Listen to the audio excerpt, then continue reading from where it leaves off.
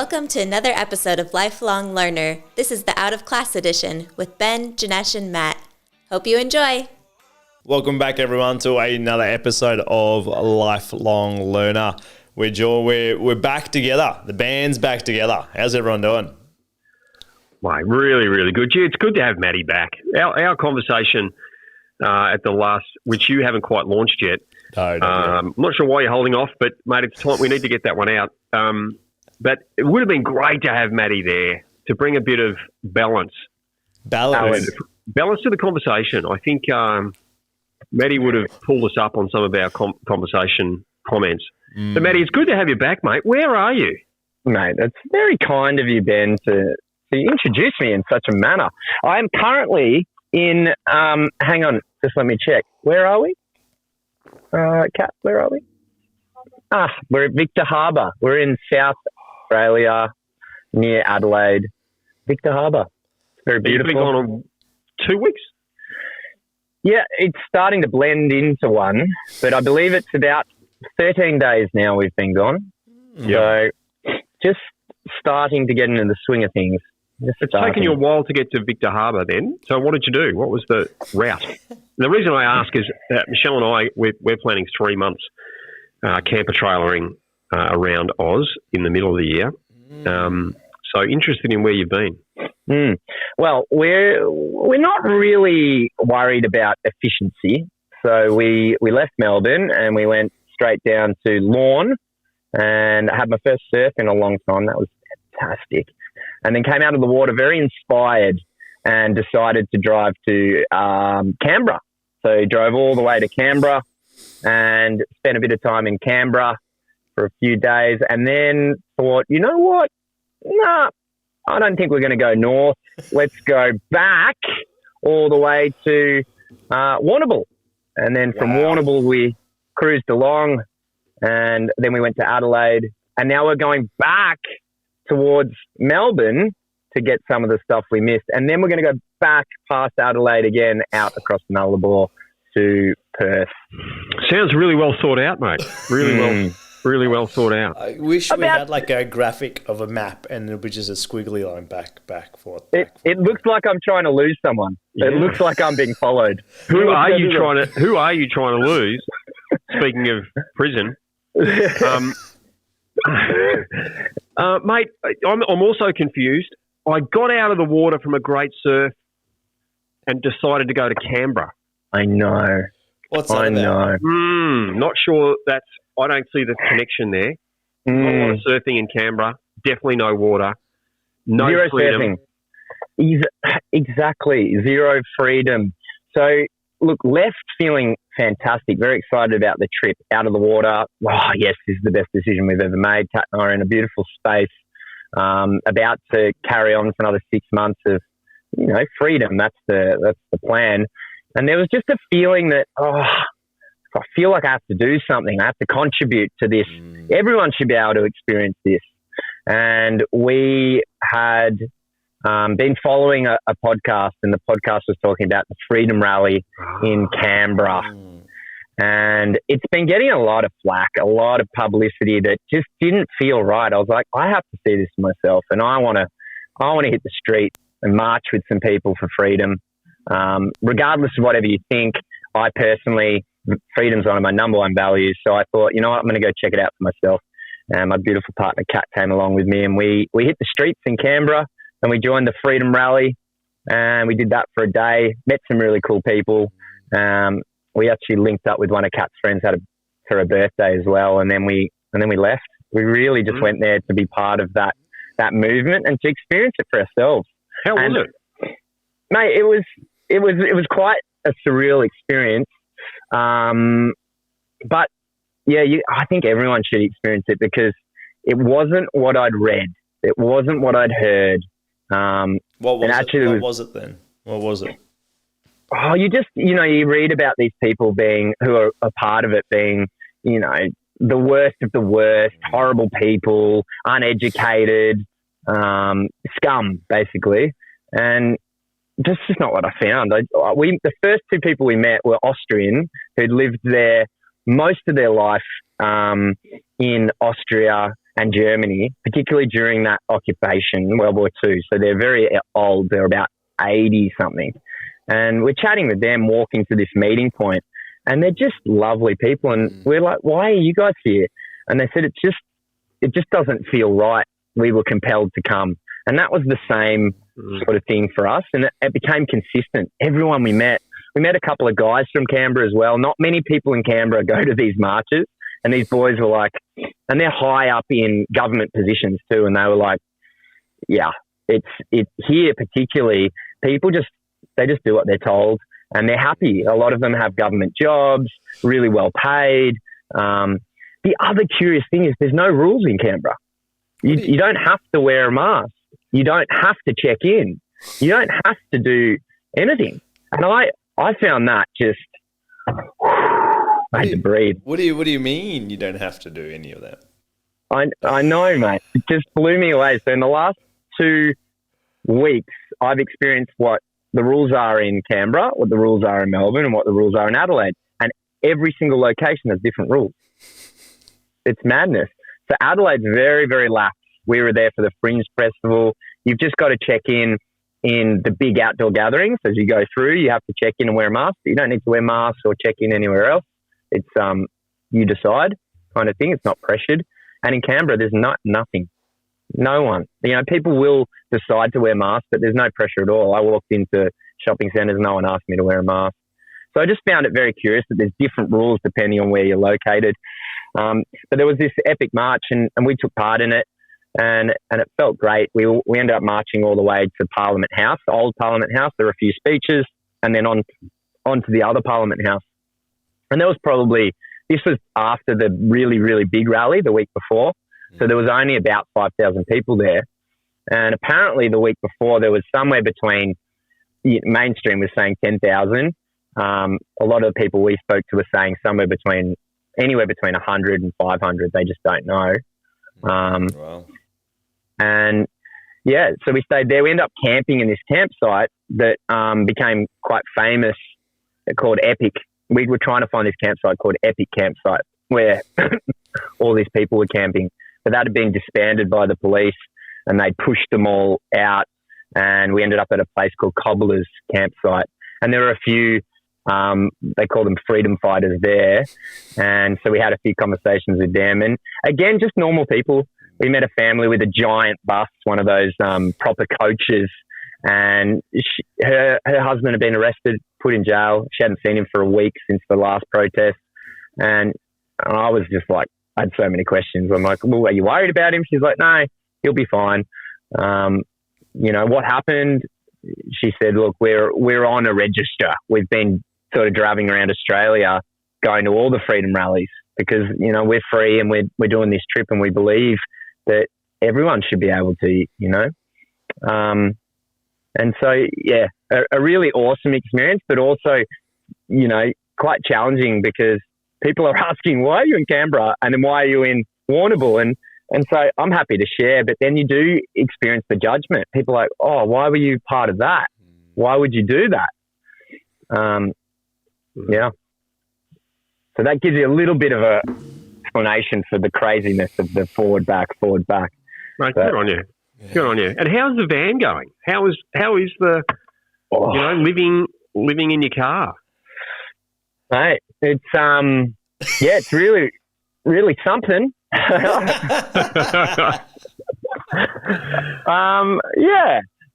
a few teething issues. I think that's the thing you don't realise or remember from the last trip. That there's always something breaking. There's always something to fix. There's always something going on. But we're starting to find our feet now. The first couple of weeks is really clunky, awkward, uncomfortable. You've lost the luxuries. Showers don't exist. You got to plan for any of the luxuries. But we've kind of come up with a system now. Once a week we go to a hotel and enjoy a couple of days of a hotel and then we rough it for 4 or 5 days. But all the things are working. The electrics are phenomenal. We can basically use them like you would at home, so we don't have to worry about power at all. The water's been really, really good. And yesterday we had our first 4-wheel drive, which was epic. I've been so scared to do it. Just as what do you do if you get stuck somewhere? We don't have a teammate with us, but we did this epic 4 out of 10 it was, but I was driving down the hill and I was terrified. I was literally terrified. And we went down this massive cliff all the way down to the Blowhole Beach, which is about 20 minutes from here. And that was when I was like, yes, this is what it's all about. Complete freedom, wild, deserted beach. And there's surf down there, so I can go for a surf. And, yeah, just beautiful. So getting into nature, this van is epic because it can go anywhere. But it is a very small, intimate space, and that's the trade-off, right? Some of the creatures fit, but you do get access to raw, wild nature. So, are you staying in caravan parks, or were you just on the side of the road? Or no, we just look for free camps. Yeah. So national parks. Is there a lot in South Australia? You can... Not really. Okay. Not really, to be honest. Like the Western Australia and the Nullarbor is insane. Like across the Nullarbor, there's 300 free camps. In this little part, it's called the Flores Peninsula. There's like 4. Oh, okay. So, but the paid ones, they're really, really good too. Like they're beautiful. So you don't mind paying $20 for a beautiful one. But some of the national parks try to charge like $30. That doesn't feel good. I'm pretty sure our taxes help contribute to state and national parks. So we do try to find the free ones. On the way to Canberra, any of those truck stops, I didn't realise that any truck stops are 24-hour stops. You can legally stay the night, which is handy if you're doing big distances, but again, not beautiful. Who wants to be beside the highway if you can help it? But you can at least like stop there and have a sleep and then keep going the next morning. And you don't. These are like the rest stops, you mean? Yeah. Which often have a dunny. They often have a dunny there. And a shower as well, usually. Yeah, if you don't mind, if you're not, if you're going between 2 major cities, then it makes sense. You can just pull up and have a sleep. And Kat built the van in just such a great way as far as the curtains and she built these blackout curtains as well. So we've had a couple sneaky spots where you're probably not meant to camp, but we just black out and no one knows you're there. So it just looks like a car's parked there. Yeah. Just to be clear, listeners, particularly if you're from the government, he said probably he could have been able to camp there. Just to be clear, there's no rules been broken here. Ben's trying to be really on his best behaviour here. It's good that someone is. As you guys said, normally that's me, and you were missing me last week. I'd love you to fill me in. What was the general gist of last week's conversation that I missed?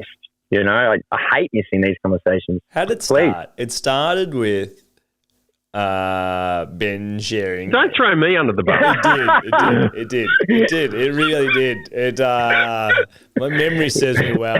It started with Ben sharing about a text message joke, which half the group thought was funny, and then one person in the group goes, "I don't think that's funny."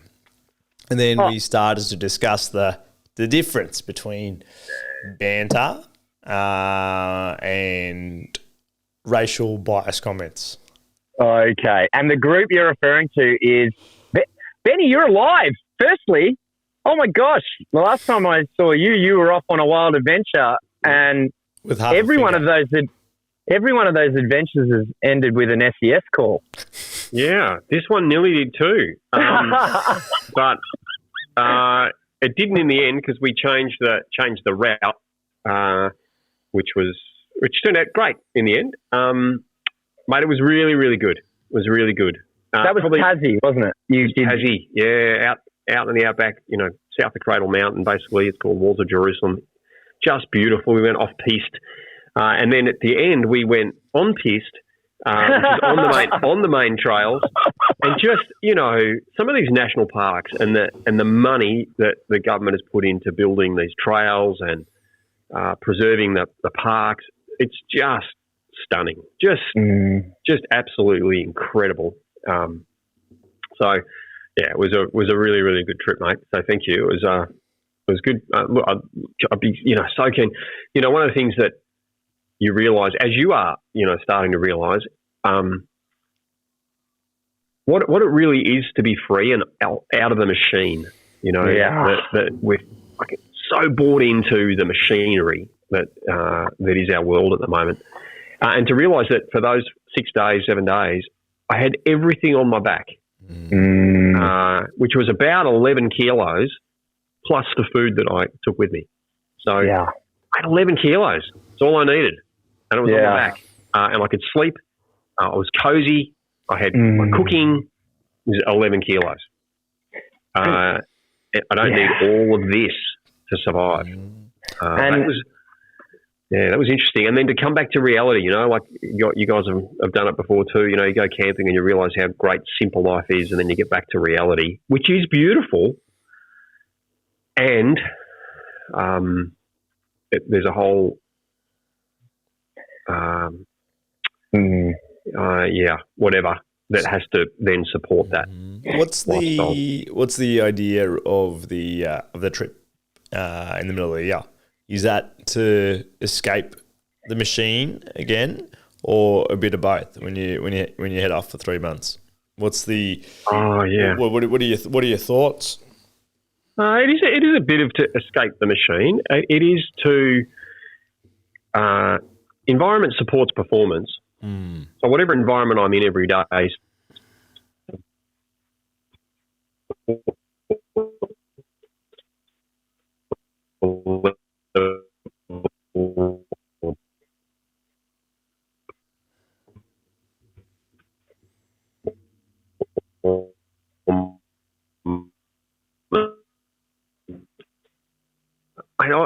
You're back. I'm back, mate. All I had was the environment supports performance, and it was like, great.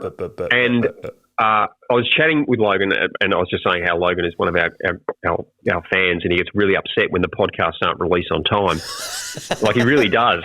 He goes, "What's up with Janesh?" Story, like seriously, he gets quite upset. You can. We're offering internships, so Logan, if you listen to this one, mate, okay, it's an unpaid internship.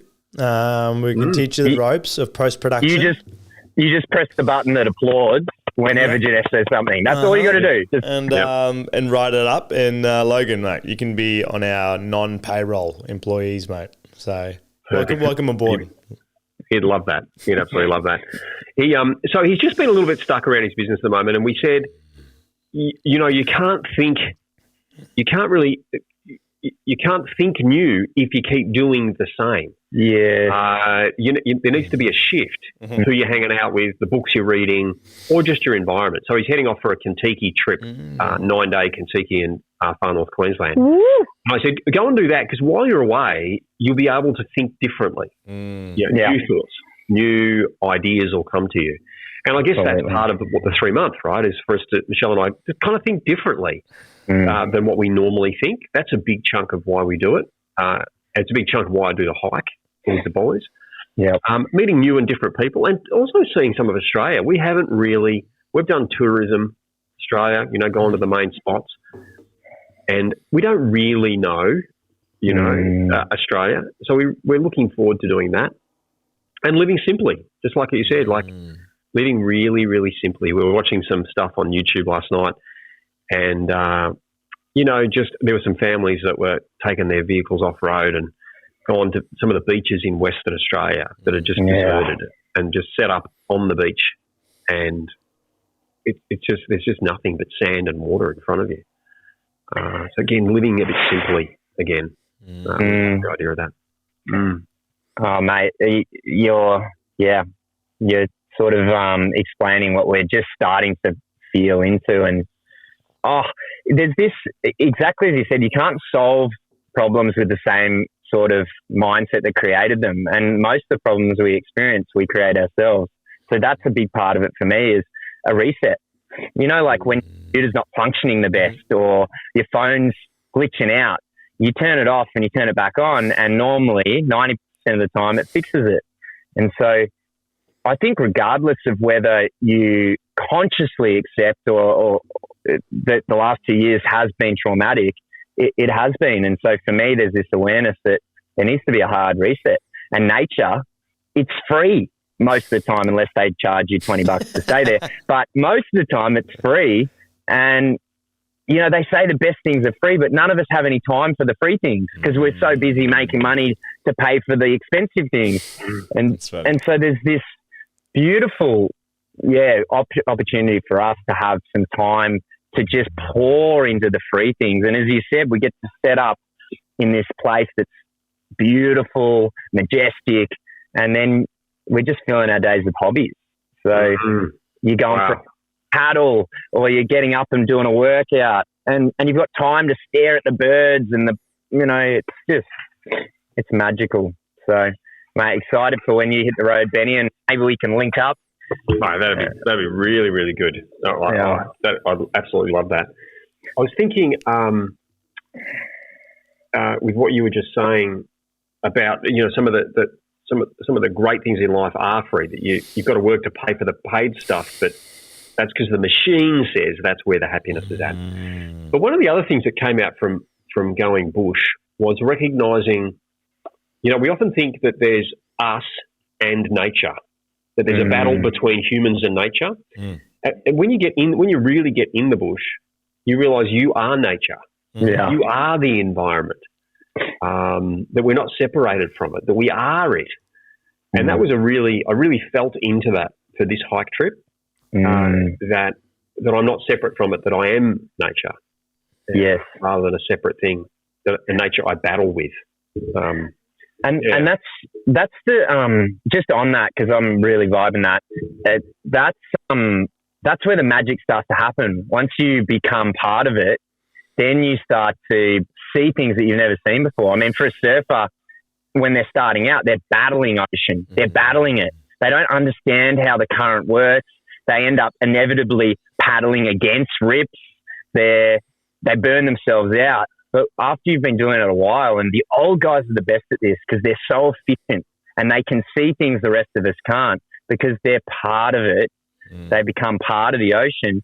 That's where the magic is. And it takes, you can tell someone that you're not separate to nature, but until they spend enough time in nature trying to fight it, eventually, it doesn't matter how strong you are, you can't fight the ocean. Actually, it teaches you fight it and die, or accept it, become one with it, and then start to find some joy and some peace. And I just think that that's so important for everyone to remember that you're part of it. And we're all searching to belong, to be part of something, and we're all part of something already. That's good. Yeah, I think the more you resist it, the more you go, I have to be doing something. I have to be doing this. Like, I can't just sit here. But I think, as you said, Ben, as soon as you that sense of surrendering and go, it is part of it. Your days are full. Your days are full of wandering. Your days are full of gazing. Your days are full of just seeing, as you said, Matt, seeing things that you wouldn't usually see. Yeah. But until you surrender to it, I don't think it makes it harder, right? Until you go, I need to be doing something. Where's the next stop? Can we do something? I'm bored. And it's like that new generation going, look, I'm bored. Can we do something? I'm like, no. We are doing something right now. And you take your you take your mindset, you take your consciousness with you. So that's why I was saying it's taken us 2 weeks to start to become human beings and not human doings. So you can leave and we're efficient and we're productive, and Kat's a great worker and I'm a good worker. And so we've left work, but we're still working. We're still, all right, where's the next campsite? We need to make sure we have water. We've got to make sure the van's good to go. We've got to check this. We're doing so that we can be. And so it's taken us 2 weeks to just let it all fall away, and start to just be. And that's enough. And wow, does it fill you up when you have enough time to stare and watch nature come alive. Oh, right. Mate, great doco I'm watching at the moment. Not doco. It's not a doco at all. I don't know why I said doco. Great TV series. Great TV series I'm watching at the moment. 1883. 1883. Yeah, so there's a TV series called Yellowstone. Oh, okay. It's so good. It's so good. So it's cowboys that's set in modern times in Montana. Awesome TV series. Really like it. Super edgy. There's a prequel called 1883. How do you rate the prequel? Because I love Yellowstone. I'm a fan. What's the prequel? Prequel is as good as Yellowstone. It's a big call. And different, right? Okay. And so the prequel is set is the Duttons leaving Tennessee to move eventually to Montana to then set up the Yellowstone Ranch, which is then the 2020 version. This is 1883, right? It's where the Duttons are making the journey from Tennessee to Montana, across the prairies, across the wild landscape, the Wild West back then. And you see the cowboys that have become one with nature. They've become one with their horse. And there's just them, their horse, their gun, their, want of a better term, their swag, on the back of the horse. And all they need is their horse. That's it. It's just, it's the horse and nature. And that they're so one with the brutality of what nature is, sometimes the harsh winters, the hot summers, the lack of food, the lack of water. They're at one with it. And I think it just, when you were talking, Matty, it brought back visions of that, and brought back in visions too in that 1883, of course, of the indigenous Americans, the Indians, and just how ridiculously at one they were with nature, as were our Australian Aboriginals. I love that as well. The strength in that, like it's almost like we've got it backwards. Like, it is phenomenal to be able to move through the environment, which is hostile. Like, we can say it looks beautiful, but it is hostile. To be fully connected with it, to only have stuff on your back, and that's all you need to be able to survive, and in many cases thrive, particularly the Native Americans and the first Australians were thriving for hundreds of thousands of years with a different mindset of oneness, connected, versus the Western or, the white sort of person battling, fighting. Oh, I really like that. So what's it called? 1883. So there's only one season, 10 episodes. And I was chatting with Ryan about it actually this morning. It's beautifully set, beautiful acting, good characters, and like any TV show, you see the characters interacting and they're speaking to each other. But the woman in it, one of the main women in it, which is the daughter of one of the Duttons, you actually hear her thoughts. So you're actually hearing the meaning she's putting to everything that's going on during the episode, right? Yeah. So she'll be chatting and they'll be chatting, and then you'll hear the story come up that she just created around the conversation or the event that happened and what it meant to her. So it's really interesting because we're doing that all the time. All the time. Simultaneously, as we're moving through life, there is a voice going, you know what that means? Yeah. What he just said means this. This is the meaning you need to put to that. That sunrise, that sunset, here's the meaning that you need to put to that. And you hear that voice. That's brilliant. Really good. Really, really good. And she is a real philosopher.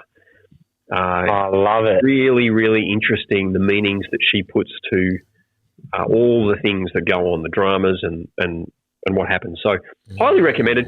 And it's good old-fashioned cowboys and Indians, like we used to watch. Who doesn't love that? That's probably politically incorrect, but it's good old-fashioned cowboys and Indians.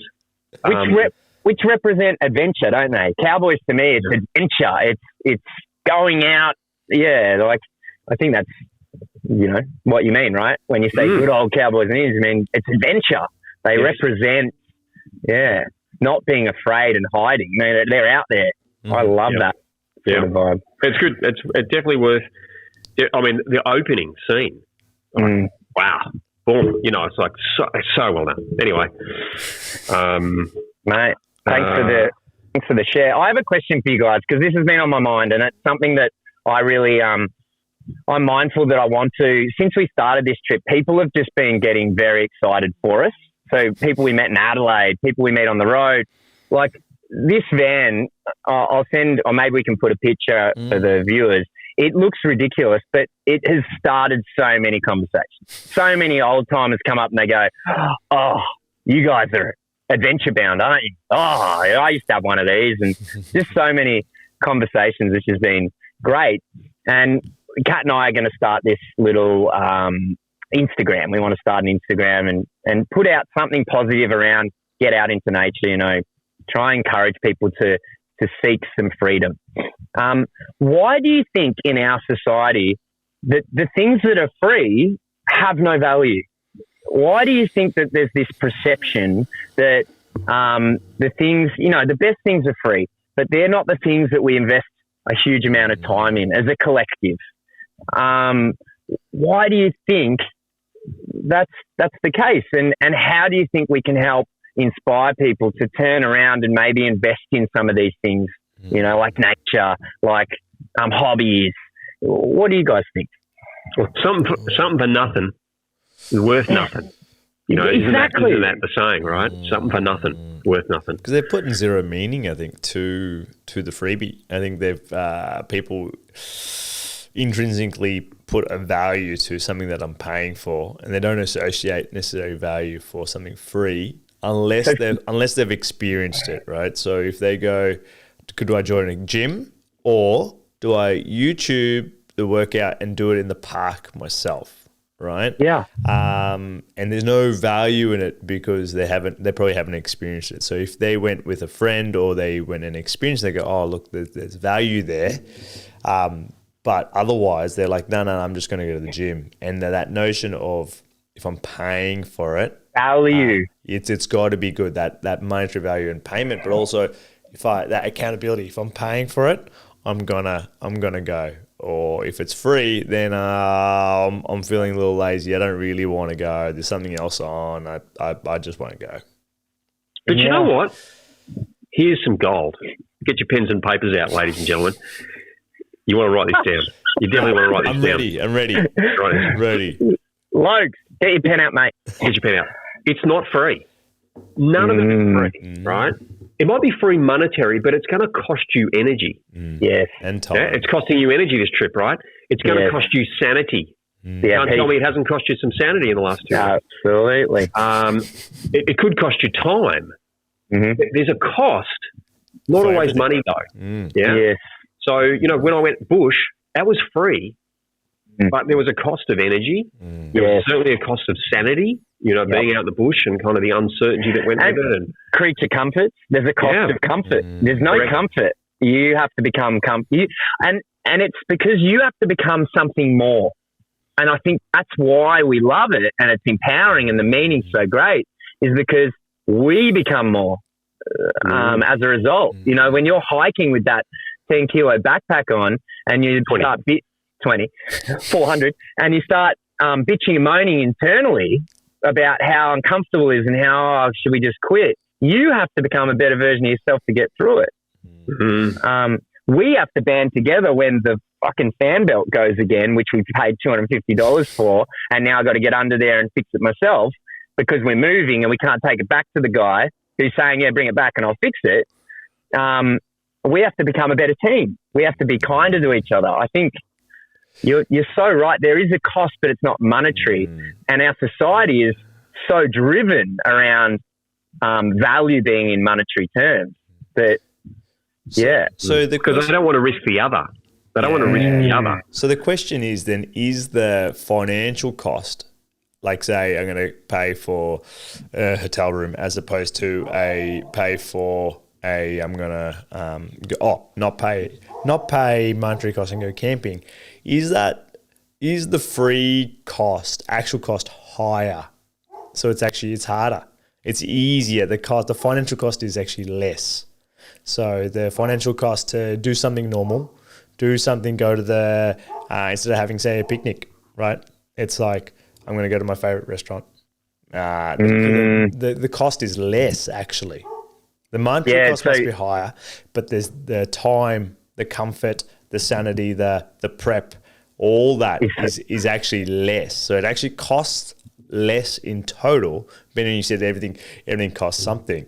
But so the free things actually cost more. So people are like, nah, not going to do it.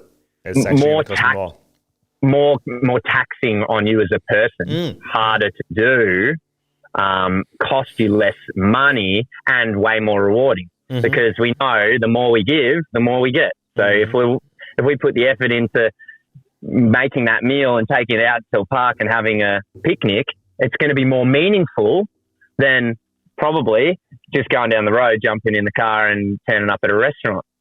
So when we're talking about meaning and we're meaning machines, we're always putting meaning to stuff. If it's comfortable and easy, the meaning may not be as great as if it is a little bit more challenging to get to and more profound experience, I wonder.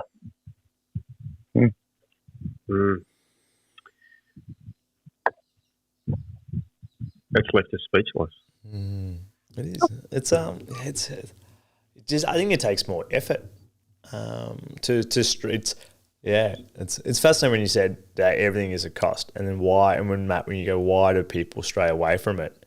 It probably costs more, but we don't think of it as a cost more because we're not paying for it. It costs more to stray away from the machine, and also we're marketed to. The spending is the key. Yeah, money is the key. Money is the key to happiness. Money is the key to, freedom. Money is, you've got to buy your way there. And money is success as well. They're pinned together. So if I go off camping and my money's going down, my success is going down. I'm less valuable as a male because I have less money in the bank, which is just fucking numbers. I realised this the other day, because when you do travel, you spend money. There's numbers in a bank. It means nothing. Like, at least back in the day when I had my money tin and I was a little young man saving up for something, I had a giant tin that I could lift up and go, fuck yeah, I'm doing all right. Now it's just numbers in a bank account. It means absolutely nothing. Yet all of us are driven to keep it ticking over. Yeah. Like, that's interesting to say that, because it is numbers in the bank, and I wonder whether we don't connect with that, and so the way to connect with it is to take it out of the bank, spend it on something physical. Experiences. You can then see you can see what you've got, right? Yeah, because there's no connection. I remember the result of experience. Yeah, when I started in practice, people paid cash.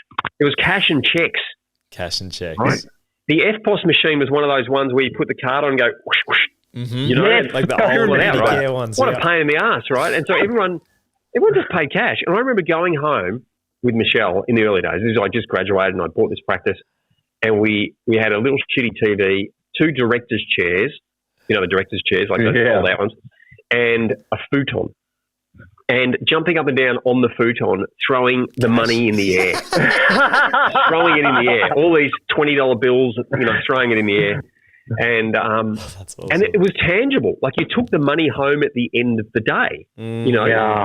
Your takings, literally, your takings. Now there's no takings. Like, we would be lucky in the practice here lucky if we got $100. $200 would be a good day of cash. Like, the rest is just all on card.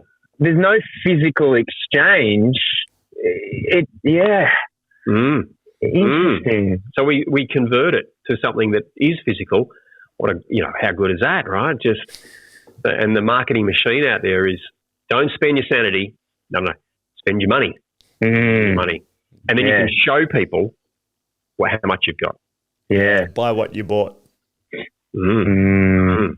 I think we're onto something, boys. Hope everyone's been writing that down. Yes. They're going to have that one for free. Yeah.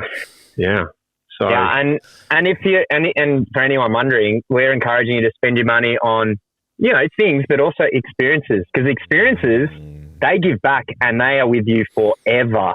Isn't it true that when you buy something, shiny new car, motorbike, the feeling associated with it wears off after a while? It wears off, and you suddenly are driving that car every day, and it means very little to you anymore. for a long time while you're waiting and saving for it, it meant so much, the anticipation, you get it. And after a month or two, as the new car smell wears off, so does the feeling. But the experience, that's with you forever. It comes back in moments of, the same song comes on that you were listening to when you did that trip with Michelle or with the guys, and bang, you're back there.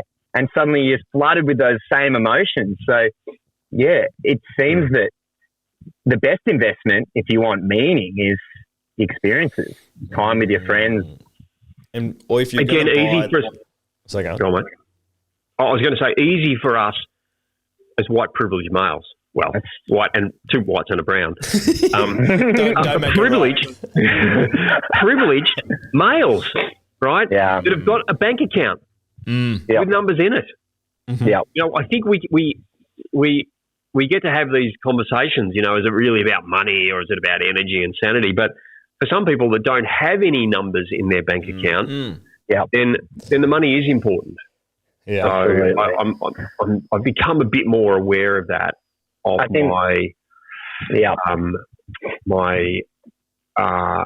ability to have conversations around money's not important because I do have money. Yeah. What was the number? And looks aren't important because I have the look. What was the number? Ben, you brought it 75 grand. Yeah, the number for that bare minimum, or that number for happiness, or that. Yeah, happiness doesn't increase beyond that number. That number. Yeah, which is fascinating because you're right. You are. We are privileged, and we do have enough in the account to go. Yep, it doesn't matter. Let's just be free and be hippies, right? But you are right. But it's also that. What are people chasing? So if you don't go, what are you chasing? Are you chasing some stability so you can kind of just have that happy medium, or are you just chasing more? And if you're chasing more, I would encourage you to ask the question of yourself, why? Is it a more so you can have more freedom so you can, you know what, I'm just chasing more so then I can retire early, and then I can spend time with kids or family or just go on an adventure? Am I chasing more to resource new toys to have experiences? I always ask why are you chasing more? Yeah, because if you're just chasing more for the sake of chasing more, it's like you're on a hamster on a hamster wheel. You're just going to keep going round and round and round, and then you build a lifestyle of things that and you can't get out of it. They go, I can't really change because you've built this lifestyle around that money flow, and it's like, well, why? Like, I'm not even happy.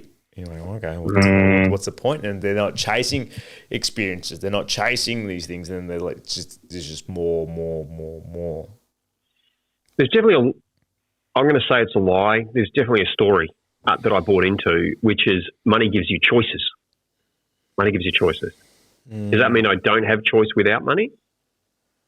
Maybe if it's under 75K. Does the person who doesn't have any money, does he have choices?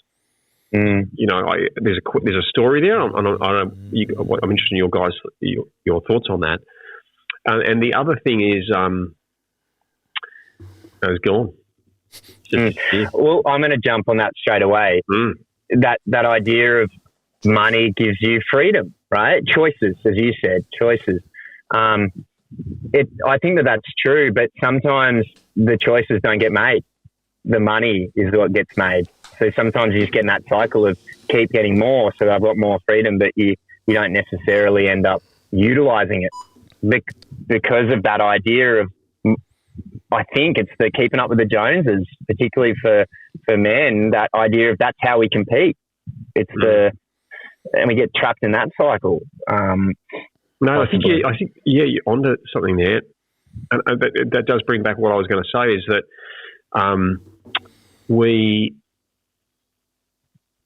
it's gone again. Oh, it's gone again, mate. Gone again.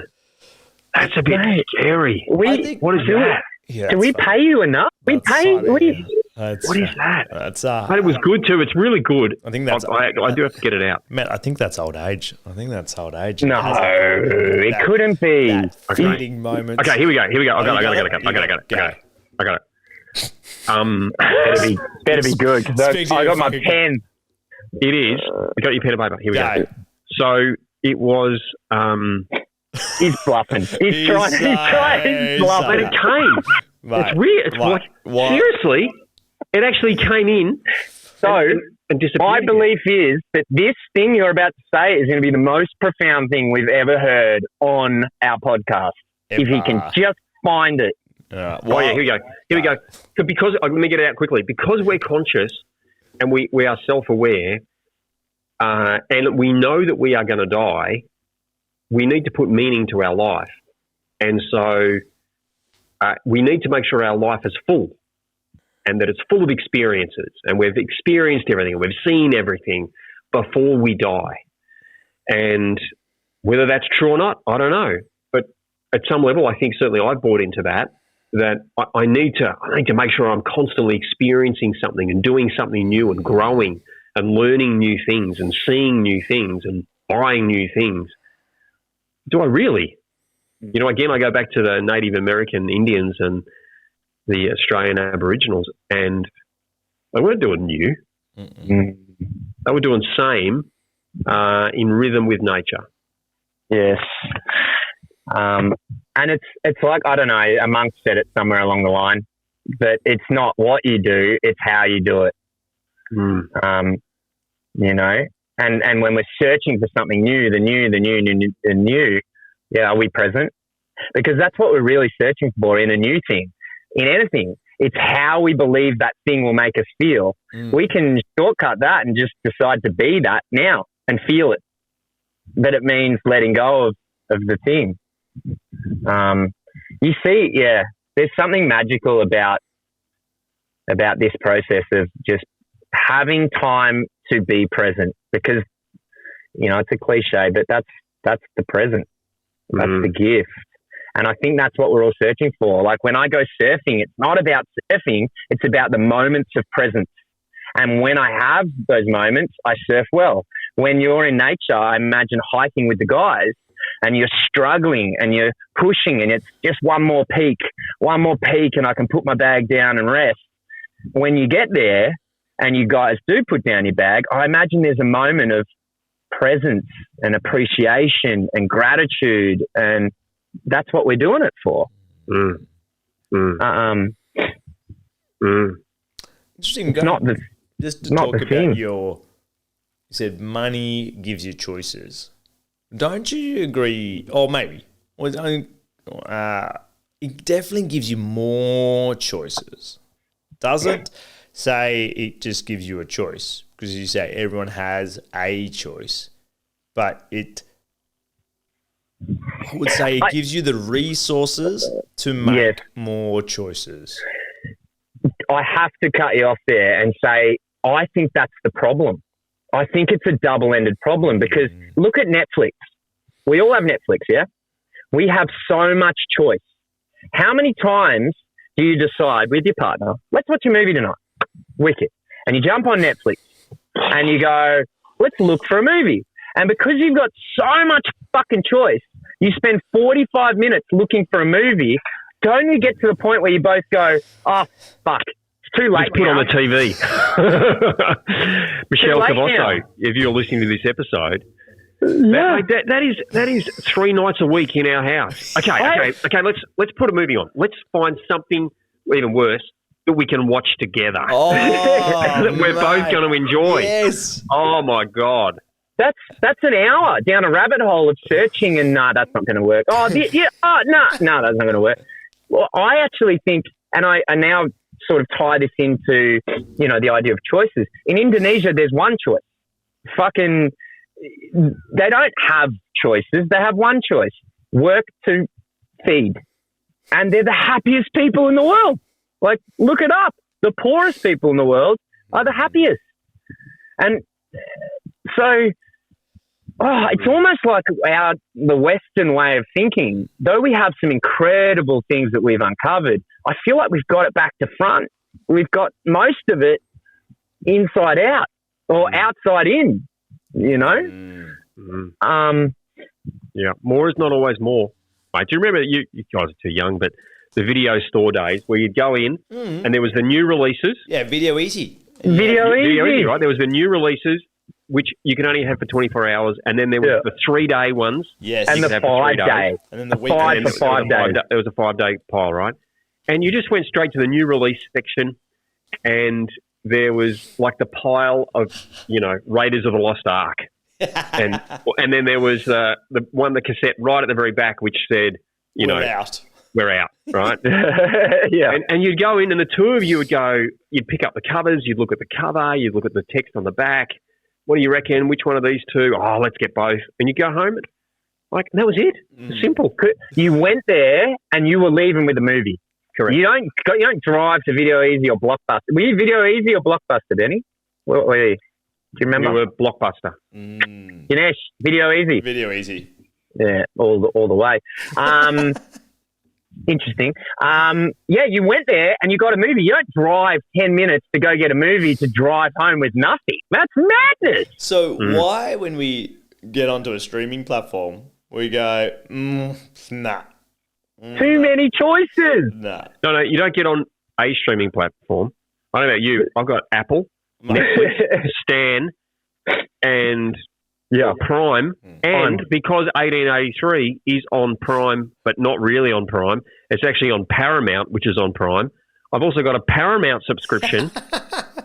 I got a Google. I got a bloody Google. So now you've got six different video stores, all of which have thousands upon thousands of videos.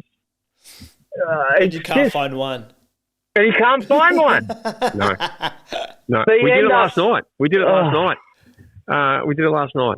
I wanted to watch City of Angels. Remember that old movie, City of Angels? Yes. Yeah. I just wanted something a bit uplifting, and we sat there arguing about watching City of Angels, and then finally we went, no, let's put the TV on. We watched a few minutes of shit. Married at First Sight. God! Shoot me now. How not to be functional in intimacy. They're all obviously on the spectrum of some kind of spectrum, and they look good, don't they? And I apologise for being it on the spectrum for saying that, because these guys are totally dysfunctional. No wonder they've got no partners. Again, mate, I will admit, right? I did watch the first season, and I, to be honest, I actually thought it had a bit of quality to it. But now they've obviously gone. We need to keep upping to keep viewers. We need to get the most.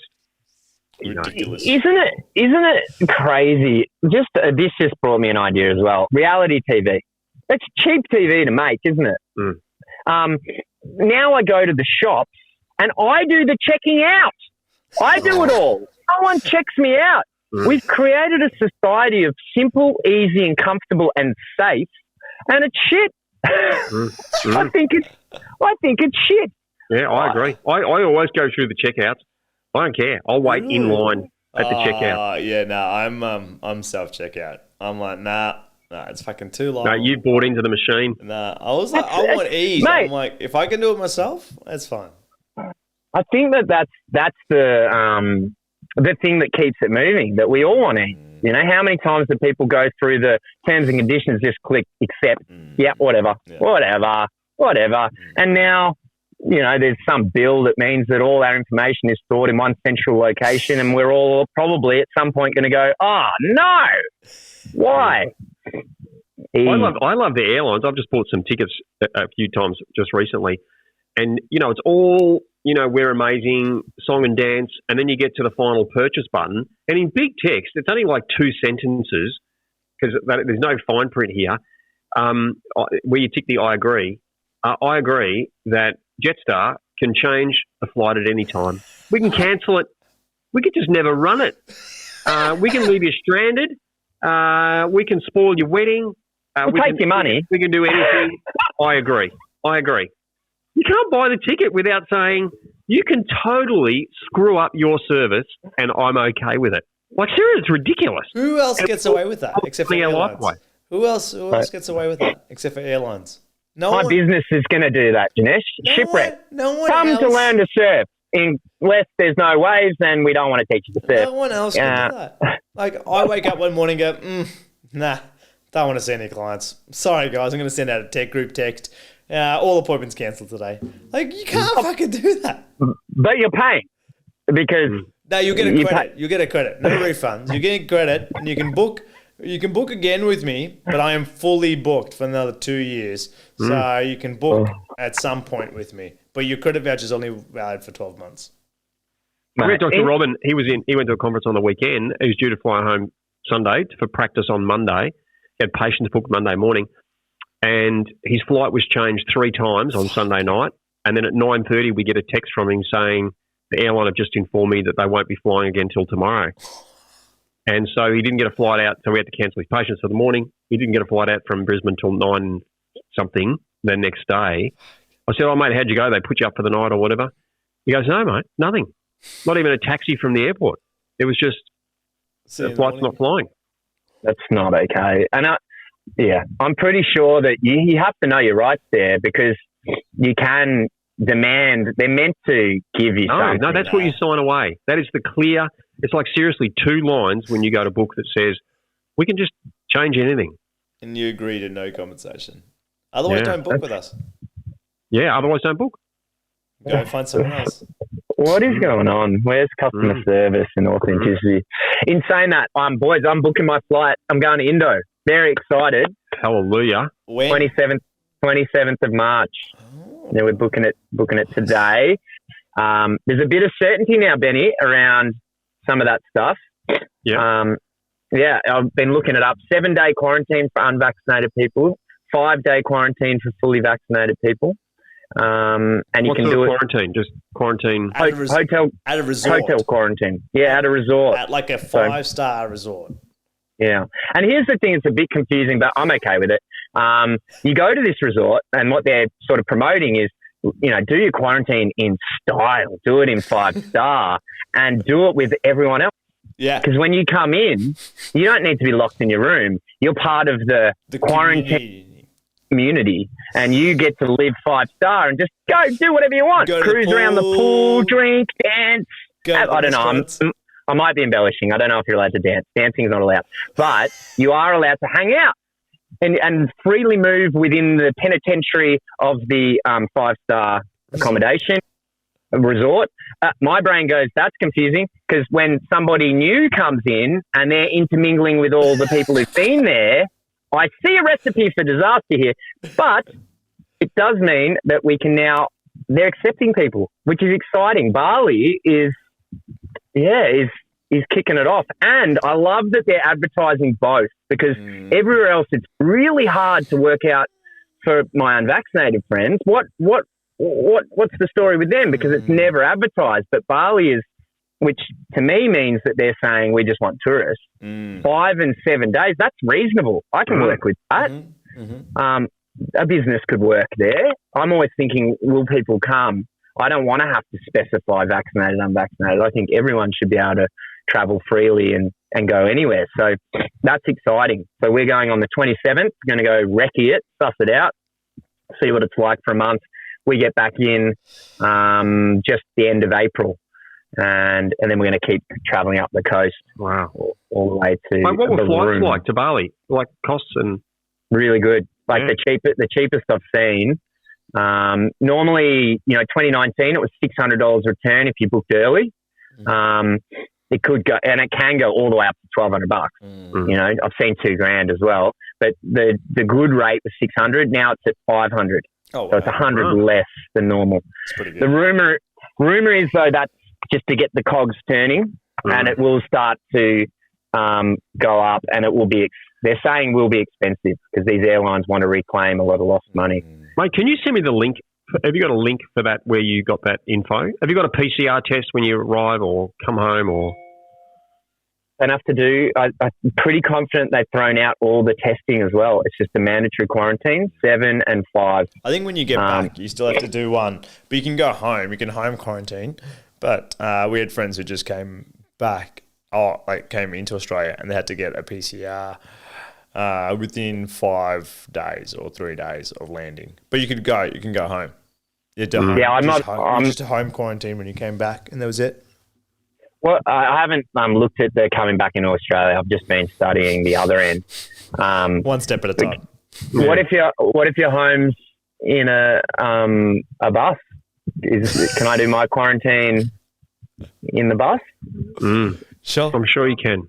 Yeah, but don't. That's not legal advice. No, please seek your own. Seek legal own. Depends what it has on your license. Traveling bus. Oh, what's that? What is that? So that very excited. That's awesome.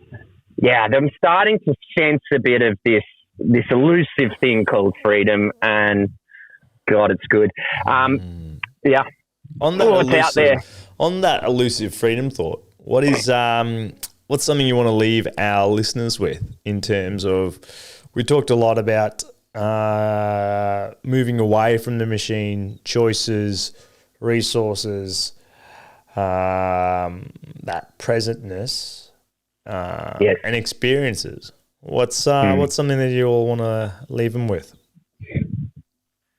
I will go first. I want to challenge some people to reconnect with those things that are free, the things that don't cost you money, but as Ben so eloquently put it, they cost you something.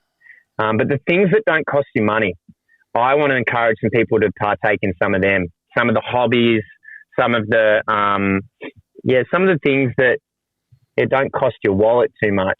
They'll cost you somewhere, but I believe will give back tenfold. As they say, the things that are free are the best things in life. I like it, mate. I would say it's not something we've talked about at all. So, but it is, do something that you used to do before life changed because of government intervention. I won't say COVID, because COVID didn't put us in lockdown. COVID didn't tell us to socially distance. Governments did. Go back to do something you used to do in 2019. What did you do back in 2019 that you've stopped doing? Is it someone you've stopped calling, a cafe you've stopped going to, an exercise you've stopped doing, a hobby you've stopped doing like Maddie was talking about? What did you stop doing that you used to do in 2019? I used to catch up with some old blokes at a cafe. We'd do it 2 or 3 times a week. It was a bit random, but I'd go and get a coffee and I'd sit at a table with them. We'd chat about bits and pieces and then I'd head off to work. And then when 2020 came and government said you weren't allowed to do social stuff anymore and cafes and shops were closed, I stopped doing it. And I haven't got back to it. And I reconnected with one of the men. He came on my radio show last week. Just a great dude. Leon, mate, if you're listening to this, which you're probably not, but if you were to, mate, thanks for coming on and thanks for the wisdom you brought. But I caught up with him and I'm thinking to myself, I got to get back to doing those early morning coffee chats with, again, just some different people. Again, environment we talked about. It's not always physical. It can be the people you're hanging out with. So my challenge to our listeners would be go back and find something you were doing in 2019 and do it again. I like it. Janesh, you, mate, what would you encourage our listeners to do? I would encourage to create micro experiences. So I think sometimes people think experience is grandioso, go away for a weekend, I need to book a place, I need to get on a plane, I need to get on Red Balloon. But I think create a micro one, right? Where it might be a little, if you've got kids, like a cubby house fort, like a little, like a storyline or something small, like an experience, and with that change your environment where you might go, you know what, on the weekends I like reading my book at home, but maybe just go to your local coffee shop and then read your book there and create micro experiences. And the micro experiences they're not that hard to create. It takes a bit of effort, but create micro experiences and see what happens. I think Benny said it. It's when you change the way you do things, things change. You know, this is a mental factory. What are you pouring in there? And if you pour in some different things, it's going to create a different reality. So maybe it is going back to 2019 and doing some of those things you used to do. See what effect that has on your mindset and on your reality. Or maybe it's like Janesh says, little micro things. Or maybe it's a grandiose, quit the job, jump in a van, see what that does to you. It's been a pleasure, fellas. Good stuff, boys. Oh, that was good so stuff. much fun. All right. Really good. Till next time, listeners. Thanks for listening to another episode of Lifelong Learner. If you like this episode and want to know more and hear other episodes, head over to lifelonglearnerpodcast.com, where you can subscribe to our newsletter, where you'll be the first to know when new podcast episodes come out. And if you want to say hello, tell us a joke, or ask us a question, send us an email at hello@lifelonglearnerpodcast.com. Thanks again.